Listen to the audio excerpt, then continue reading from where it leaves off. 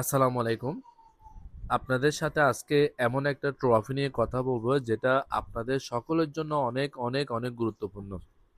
যেমন আমি আপনাদেরকে দেখাচ্ছি একটা লিচু।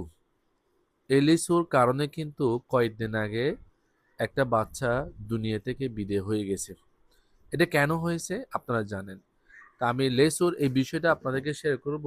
কিছু বিষয় আপনারা অবশ্যই ভিডিওটা শেয়ার করতে ভুলবেন না। কারণ আপনার একটা শেয়ারের কারণে আরো কিছু পরিবারের হয়তো বিপদ থেকে রক্ষা পাবে। কারণ প্রত্যেকের বাড়িতে ছোট বাচ্চা আছে। তারা যখন এই ধরনের খাবারগুলো দেখে তারা কান্নাকাটি করে খাওয়ার জন্য। কিন্তু আমরা কি করি?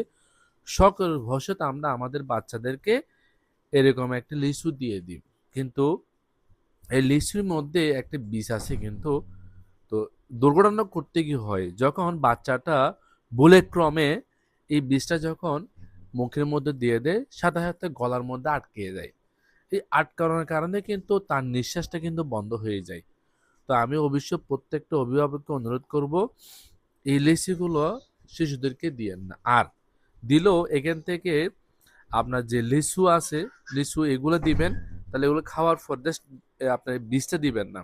আর বাচ্চাদেরকে অতিরিক্ত লিচু খাওয়া থেকে বিরত রাখবেন। কারণ যদি আপনি ১ টা, ২ টা, ৩ টা, ৪ টা বা আপনি খুশি করে খাওয়াচ্ছেন, এটা কিন্তু তার হজমের অনেক ক্ষতি হবে।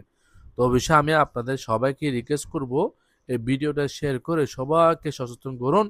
কারণ এ ধরনের লিচু থেকে কিন্তু আমাদের ছোট বাচ্চাদেরকে আমরা হারিয়ে ফেলতেছি।